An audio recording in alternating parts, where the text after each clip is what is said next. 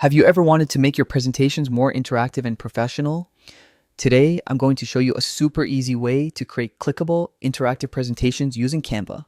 No complicated tools required. First, open your Canva presentation and pick the slide you want to make interactive.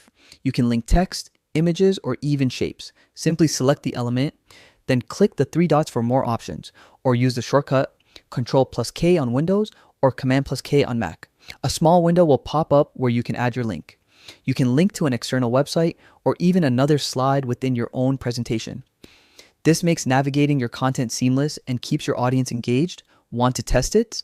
Make sure to view your presentation in Canva's presentation mode or download it as a PDF standard.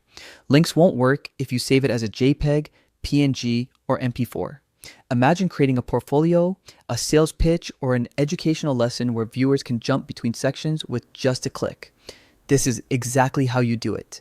It's intuitive, professional, and will instantly make your presentation stand out.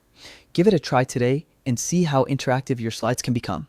Once you start using hyperlinks in Canva, you'll never go back to boring static presentations again.